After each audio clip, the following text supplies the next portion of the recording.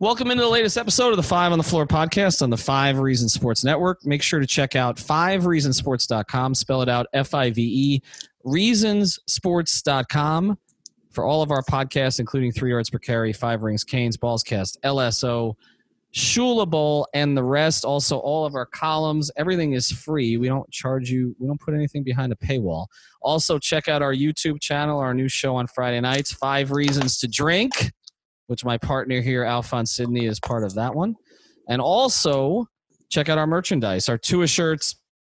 In addition, we've got all of our Heat shirts there. And yes, things are a little bit delayed, but not as delayed as the NFL and the NBA shop. So you will get stuff sooner, and you probably cost a lot less. Today, we want to tell you about one of the great sponsors of the 5 Reasons Sports Network, and that is Keystone Chiropractic and Neuroplasticity. That's Dr. Jonathan Chung. They're focused on low-force spinal adjustments and brain-based rehabilitation. They get great results with post-concussion syndrome, dizziness and vertigo, headaches, and chronic neck and back pain. A lot of chiropractors and therapists want to see you 3 times a week for months, but Keystone has a treatment philosophy of doing just enough to get you back to a normal life again. They're now offering virtual rehab visits, which use video conferencing. So we know what's going on with COVID. They use video conferencing to assess and prescribe effective treatment protocols during the COVID-19 outbreak. Research shows that patients who get a supervised telemedicine rehab program can be just as effectively treated as during in-person visits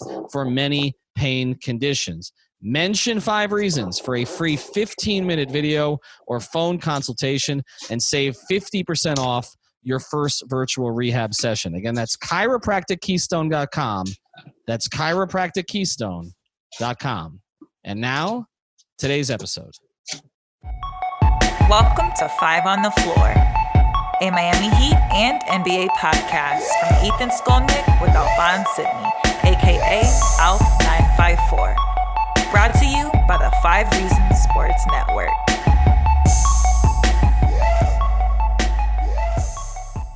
All right, back here on 5 on the Floor, I've got Alex Toledo. I've got Alphonse Sidney. We're going to be introducing you to one of our sponsors who's also a big South Florida sports fan, going to join us on today's episode. Before we get there, we have not done a lot of Miami Heat lately. We've been doing a lot of Last Dance. We've been doing a lot of general NBA talk. We've been doing ESPN lists.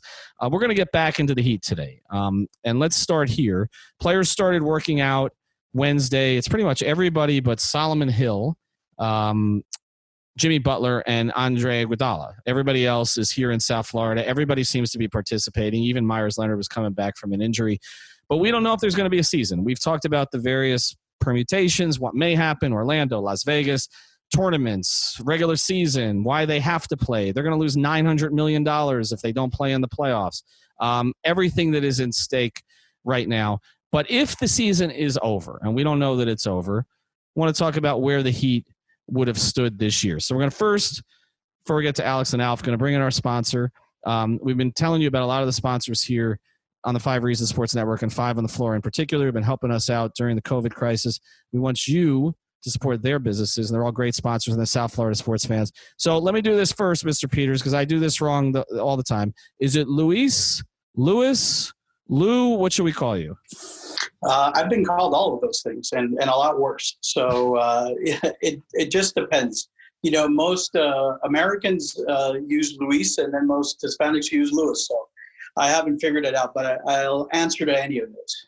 This reminds me, Alf, of me always telling Sedano, like Sedano is only Spanish when he's angry.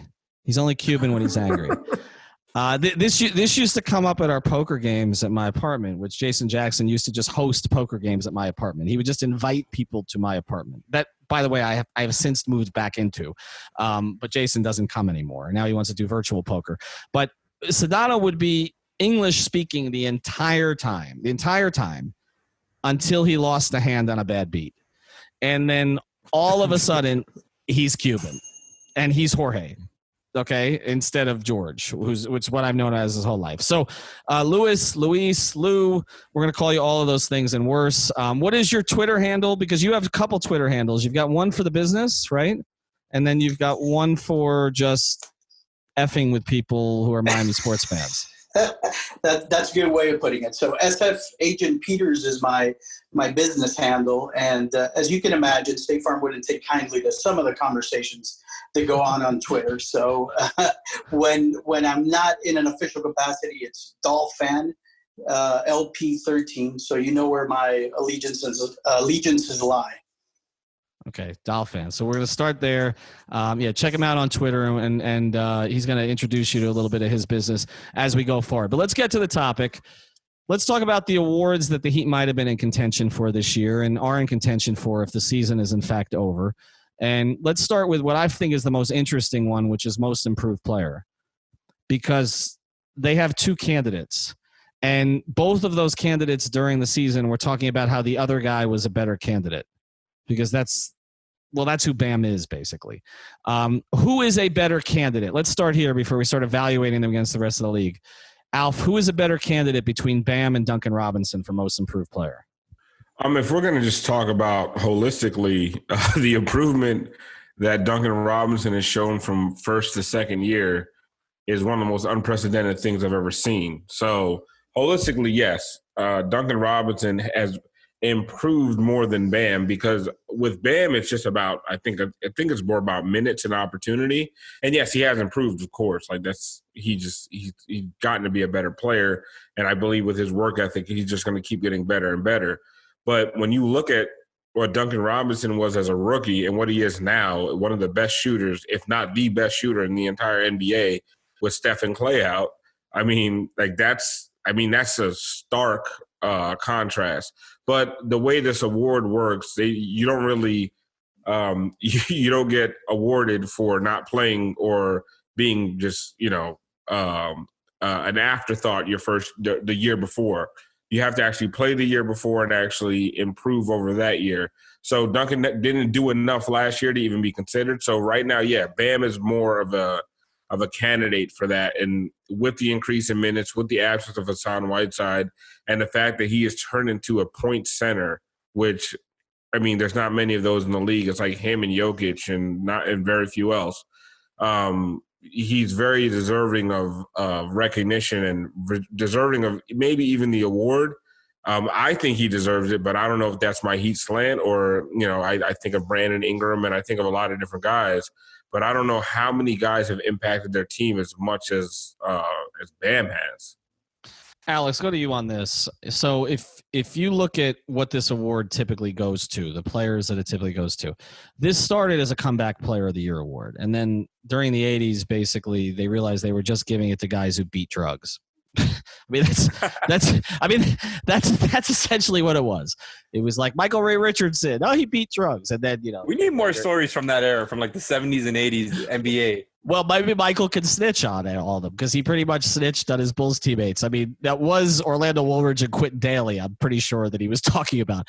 So when he walked into that room, and there were the hookers and the coke. But that's what it was. It was like you won you won. It was like John Lucas, and then of course they were back in rehab, right? But they got their award before they went back.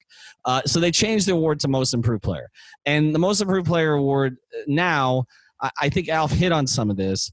It's kind of become the guy who showed you something, but then got more minutes and maybe even didn't improve that much, but just played more. So the per 36s were the same, but it extrapolated. Now in Bam's case, a lot of the per 36 minutes are the same, to be honest.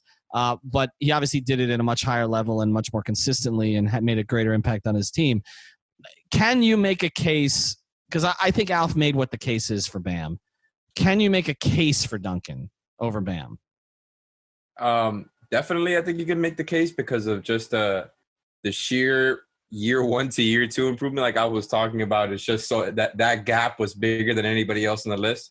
But if I had to pick one, Duncan would probably be 3 or 4, and that's just because I think this year is stacked with most improved player candidates. Like I think Bam is a great option. I think Brandon Ingram is a great option. He's the type of guy I think they gave it to a lot. It's usually, it might favor scoring a little bit more, and Ingram was just awesome for the Pelicans this year.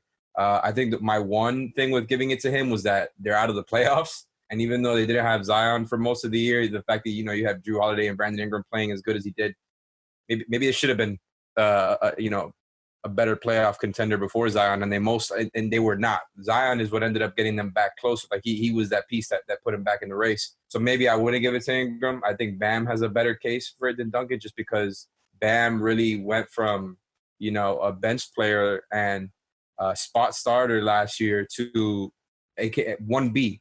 Jimmy Butler's 1B. Like, you can't even say that he's the second best player on this team. Jimmy constantly says that he's the best. I think that it's just it's an improved Bam. We saw him get better throughout the season, but just the fact that he's now in that role that he is, he's a foundational piece, and he's already one of the leaders of the team. I think he has a great case. Lewis, who do you like of the two of them? I mean, I love Bam. I mean, I don't know about you guys. You're the professionals, but I didn't expect this kind of growth from Bam this soon or ever, to be honest. I thought he'd be a nice player, but what he's become is incredible. And I like Brandon Ingram. I agree a little bit with Alf on the Duncan Robinson view, because this is a guy that came from the end of the bench to playing significant minutes. And I don't know how many of those stories you see. But Bam is just an incredible player, and he has become, I think, the best player on the team. No disrespect to Jimmy Butler. So I would give it personally, and I'm a Heat homer, to Bam. Yeah, I mean, I think he's the most important player on the team now in some ways. And in the same way that Chris Bosh became, I know that got overstated when LeBron was the best player in the world, but in a lot of, they couldn't replace, Dwayne could do some of the things that LeBron did, but there was no one on that team that could do the things that Bosh could do. And we saw that in the playoffs when Bosh went down, and that was always Spoelstra's point about that. But let's look at who's won this award in past years, because I think that educates this conversation, okay? Because we're talking about what type of player they reward, and we're not going to know all the numbers off the top of our head. But let's go all the way back to 2010, okay? And here's the numbers of some of these guys, and here's some of these guys. A couple of these guys are kind of forgettable.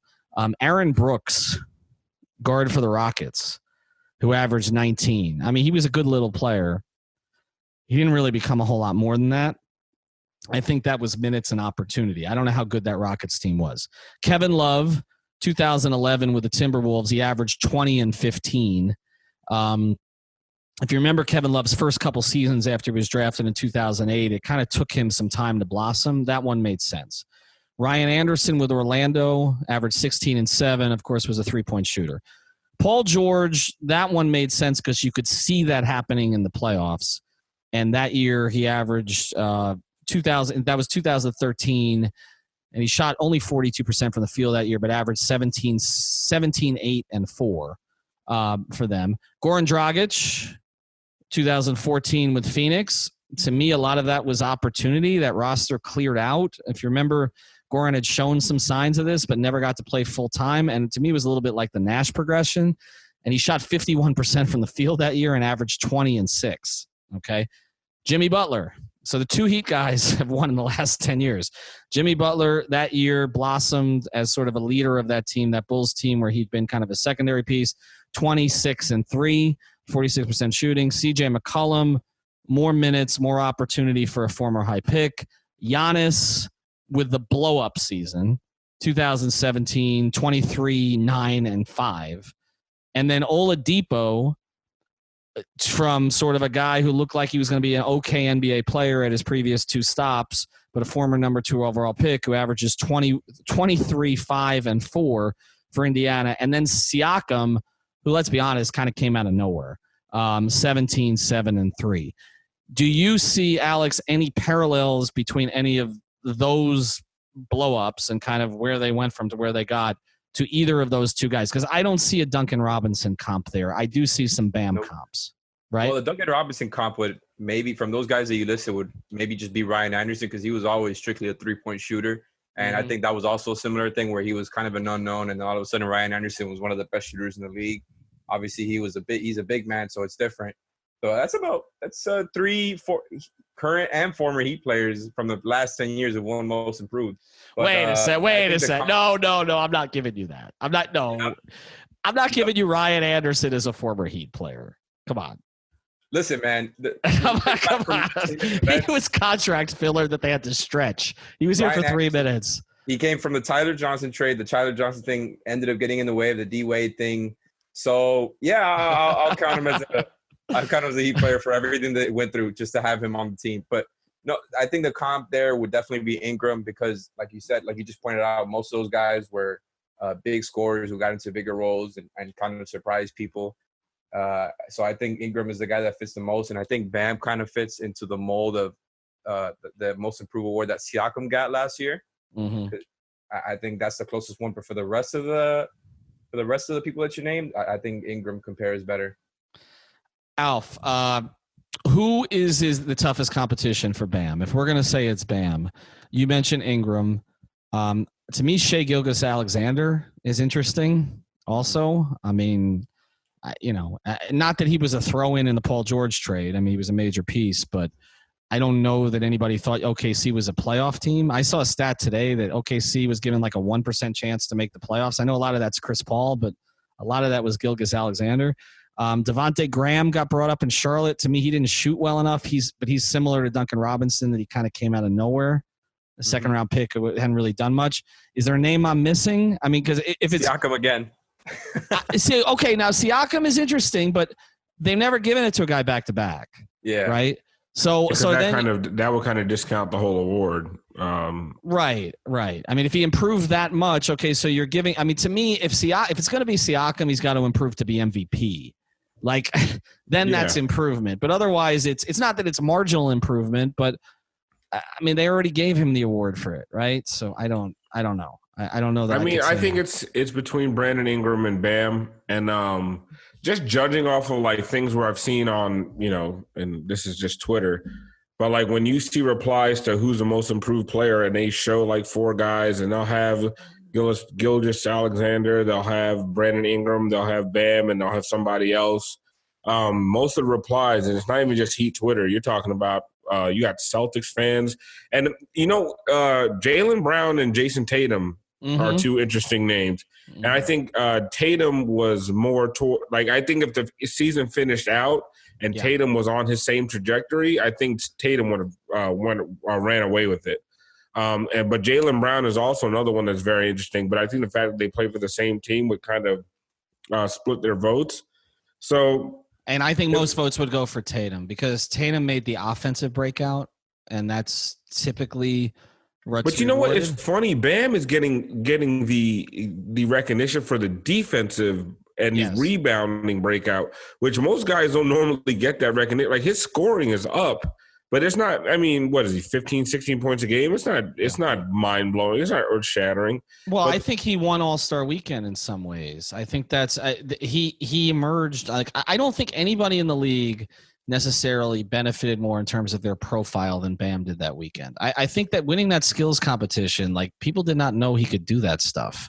We did, but I don't think that the general public knew that he could do that stuff. And then his personality afterwards and everything, and Jimmy anointing him the whole weekend. Like, I just feel like since then it changed. I think it changed, even though the team wasn't playing that well. I think it changed. To me, I think Gilgeous-Alexander is going to get a look too. I think it's going to be Ingram, because I think Ingram made the progression that typically the voters want to see, which is, and I'm with you that they weren't winning that much until Zion came back. So to me, that's a knock against him.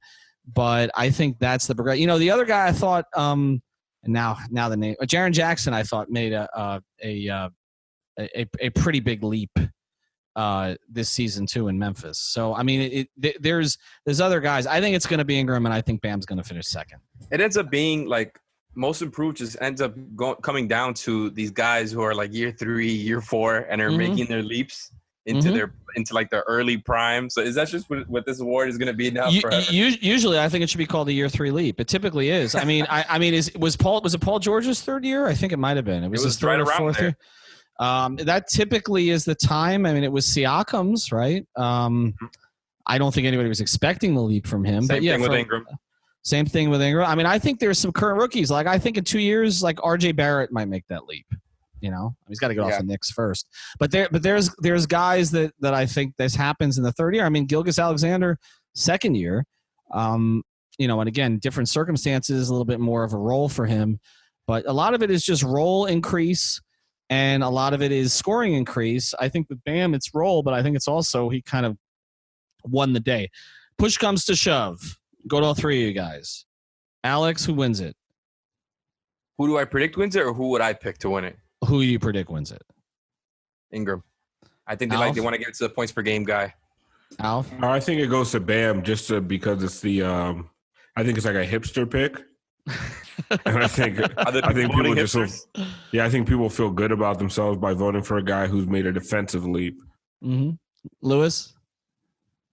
You know I'm going to have the homer pick. I'm going to go with Bam. I think he's the sexier pick. So, but the homer pick is typically with the Heat is typically the world is against us. So you're supposed to pick against Bam so that everybody can be angry about it. That's typically how this goes. All right. So Lewis, before we get to the next part of this, because I want to get into all NBA, tell us a little bit about your business. Well, so I'm a local State Farm agent. Basically, we do anything that's property and casualty. Generally, for people, that's auto and fire, but it's also life insurance, health insurance. All those things are front and center, unfortunately, today with the COVID-19. And so we try to be a little bit different. You know, this is the age of everything is online, 1-800 numbers. And, you know, we have those, but we also have that kind of personal feeling. And I think that's important to a lot of people. And I think after all the dust settles, it's going to be even more important. I think people are kind of craving that human touch. So like you do so well in your plugs for me, and I appreciate it. We try not to give you cookie cutter solutions. We try to figure out what your situation is, what you need, and then make sure you're not overinsured or underinsured. And hopefully we do a really good job of it. All right. You can find him at lewispeters.com, LUIS peters.com. That's the website. Go there, and we do appreciate you supporting us. All right, so let's get into the next part of this, which is all NBA. And the Heat, again, have two candidates. So let's evaluate both of them. Jimmy Butler, and this one is stunning, and I guess if he makes all NBA, he probably should be most improved player, which is Bam Adebayo. And I do think sometimes people split their votes. Let's go through the teams, Alex, first. And just get certain guys out of the way, okay? Before we get to it. Who should be first team All-NBA? So you're talking about all five guys? Yes. And again, I got to look at the ruling on this. Is it – because I voted on this for many years, and now I can't remember. Did they do front court, back court, correct? I believe that's – That's what right? I'm not sure about. That's something that we probably should have figured out before we did the podcast. Before we started to do the podcast? Well, I've been a voter like 10 times. Okay, here it is. It's let's see. Not all-star. All NBA voting. And again, a lot of this plays into Supermax contracts and all the rest. I'm pretty sure it's front court and it's back court. See, I know the All-Star thing is like that, but I'm not sure about all NBA. And let's see. Okay, so last year, this is what it was. So let's go through it. Jokic at center, Giannis and Paul George at forward, Harden and Curry in the backcourt. You know who's missing there. Second team, Embiid at center, Durant and Leonard at forward, Irving and Lillard at guard. Third team, Gobert at center, Blake Griffin and LeBron, Kemba Walker and Russell Westbrook. So last year, actually, I'm incorrect. I think you're right. I'm confusing this with All-Star. Last year, it was center, 2 forwards, 2 guards. So then it depends on where someone is listed, right? That this becomes an issue. Because somebody like Anthony Davis, this becomes an issue. But all right, so let's take a look at it just based on who is available to here. Give me center, 2 forwards, 2 guards. And is Anthony Davis starting at center consistently on the Lakers? He's not, right? He's starting at the 4. So he's a 4. Oh, he's a 4. I think he's a 4. I think he wanted to play the 4. They would probably go to him more as a 5 in the playoffs, but they would still start first and third quarters with Anthony Davis at the 4 and probably some more minutes because, Dwight and JaVale were both actually very good for them this year, just as role guys. I think AD was a 4 this year. I think that's more than fair. So I think because of that, Bam does end up making an All-NBA team. I think where if AD was a 5, it would make it damn near impossible for Bam to make it because he would have to be put over Embiid, and I'm not sure if everybody is on that wave like we are. Mm-hmm. But I think if AD ends up being a 4, which I think we all agree he should be, I think they both make it. I think the first team probably looks something like, I don't know, maybe you have Luka and Harden as your backcourt. If Luka's a point guard, that's another thing that matters. Giannis is definitely in the front court there. Maybe you put LeBron. I think I would put LeBron over Kawhi just because the Lakers were, the number 1 seed all year, and Kawhi took some games off. And then at the 5, that's the problem. All right, so let's go through it. First thing, all right, Alf. There's no way LeBron and Giannis are not the forwards, right? Yeah, that's a given. Okay. Wait, is LeBron making over Kawhi? Oh, yeah, no, Alex is right. I don't think that's because of the games. Kawhi's missed so many games. So it's all right. So we haven't gotten to the center yet, and again, we're going to get to the Bam discussion. Embiid's going to be the center because he's funny on social media. No, but seriously, is he going to be the center? I mean, let's look at this. I think so. I think it's going to be Jokic. No, there's not enough people respect Jokic's game. Also, Jokic had let's be honest about this. I know we're not Embiid guys. Like, Jokic had a little bit of a down year. Like, Jokic hasn't been that good. I mean, he's been good. Like, I think he's all NBA. But I mean, Embiid is still an offensive and defensive force. Like, I think defensively, what he does it's so much more. What he brings to the table defensively is almost more important than what he does offensively. And I think that's taken into a lot of consideration, especially at the 5 position. See, I think they're almost like the inverted versions of each other because I think Jokic isn't the defensive sieve that he's been categorized as. They've been a top 10 defense for 2 straight years now. And at center, like if he was as bad as a Trae Young, if he was the equivalent to like a Trae Young at center, they would be way worse than that. And they were good. They were very good in the playoffs last year. He stepped up his game, and then they ended up being a top 4 seed again this year, if I remember correctly. He put up, 20, 10, and 7 on 53% shooting from the field. Like, the dude is really damn good. He also gets you some steals. Like, I love him. I'm just saying he wasn't as good as he was the year before. All right, but are we saying that it's a given that Embiid and Jokic will be first team and second team in some order? Is that? I think so. Okay, so first team. Yeah, forwards, probably. What about Cat? Well, we got to talk about him too because what position is he? Yeah, it's tough. I think he's been a 5, but he goes back. Who are they even starting now? I don't even know. Who are they starting? They've got. Ever since they made those trades, they had Malik Beasley out over there. They had Hernan Gomez, I think, starting at the 4 next to Cat, if I remember correctly. And they also don't win. All right, so we'll get to that. We'll get to that. I'm going too forward here. First team: Embiid or Jokic, LeBron and Giannis, Harden and Doncic. Is that what it's going to be? Probably. Okay.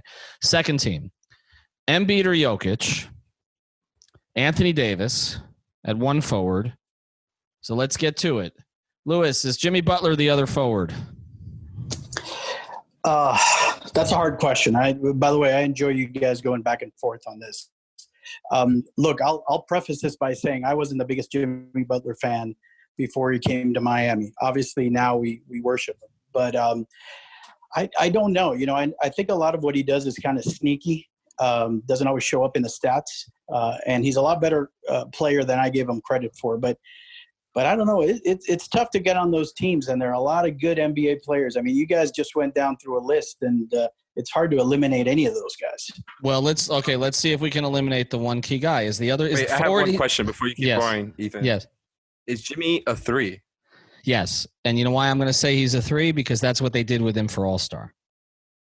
Okay. And once they do that for All-Star like that, I'm just saying it's going to be hard to make him a guard. And for everybody who was pissed about Jimmy not starting because he wasn't a guard for the All-Star voting, they should realize that every time that Eric Reed announced the Heat lineups, he put Kendrick Nunn and Duncan Robinson in the backcourt.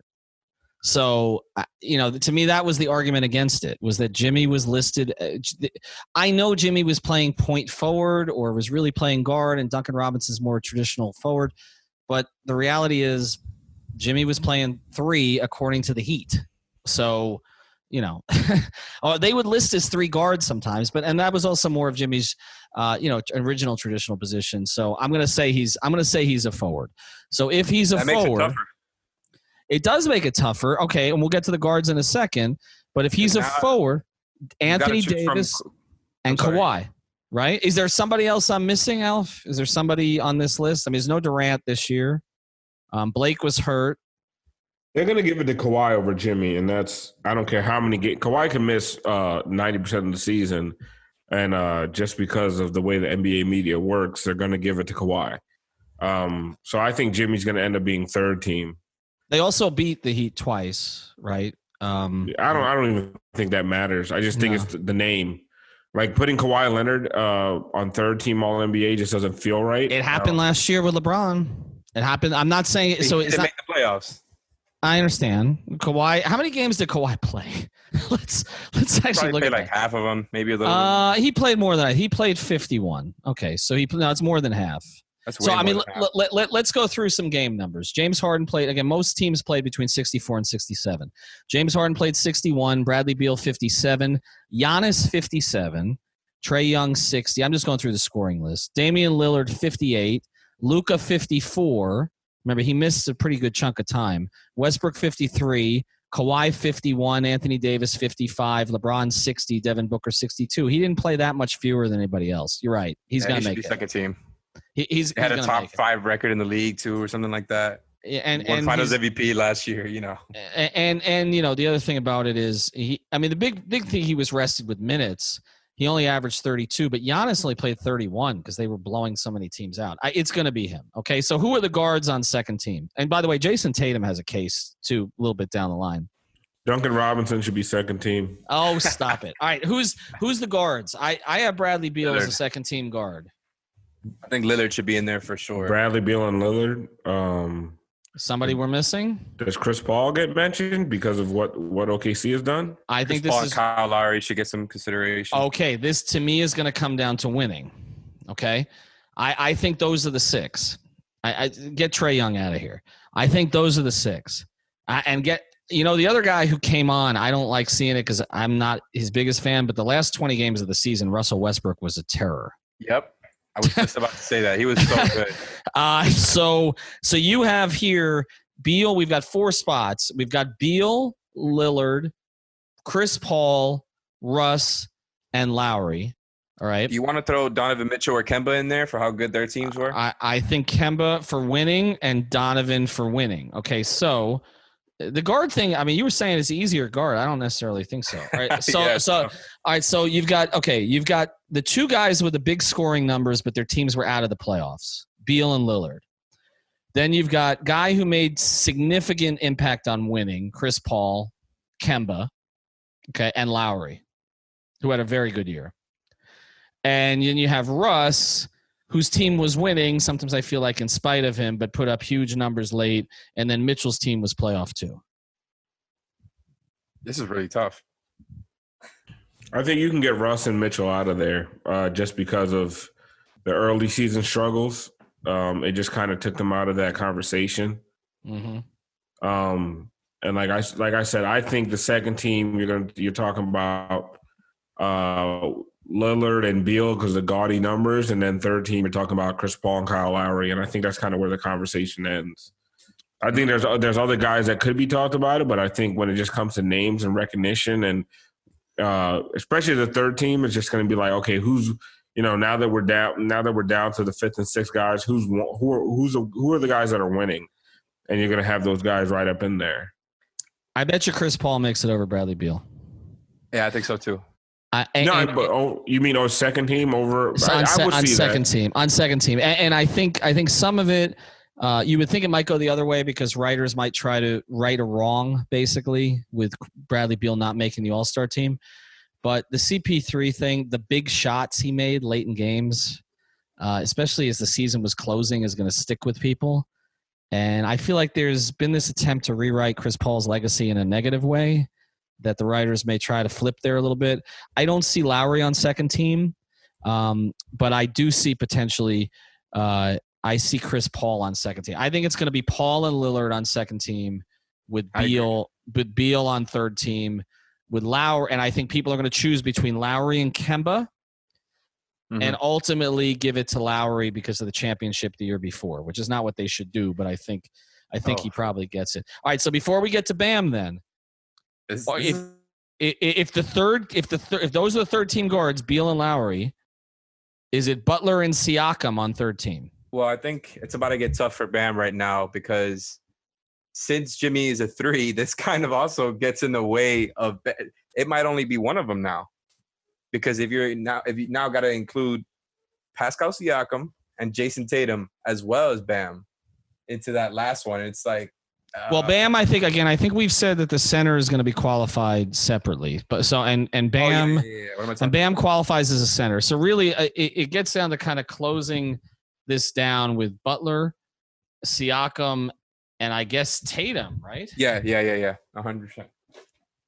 How would you argue that? That's extremely tough. I think that might not go well for Jimmy. I think it's going to come down to one of Jimmy or Bam getting as like a Heat representative thing, because I just don't think the NBA media – I think they want to give it to Tatum. I think Tatum's going to get in there, and then it's going to be between Jimmy and Pascal. It's really tough. That was the All-Star debate. The only difference was that was done with voting. Man, this is unfortunate. Pascal put up like 24, 7 and 4. Tatum had, slightly less numbers on another good team. Honestly, I think Jimmy and Siakam both have better cases than Tatum, but I think Jimmy should be in there too. I think Jimmy was more important to the Heat than Tatum was to the Celtics. But I don't know. Well, here's what may work against them in different ways. If Kemba doesn't make the team, Tatum might. Because I feel like they're going to want to throw a Celtic in there. They were, after all, one of the top 3 teams in the East. But if Kemba does make it, maybe he doesn't. And then there's a Siakam Lowry thing. So are you getting the 2 Raptors or one of the 2 Raptors? Are you getting one of the 2 Celtics? Are you getting one of the 2 Heat players? I mean, the Heat were 4th in the conference, not 2nd or 3rd.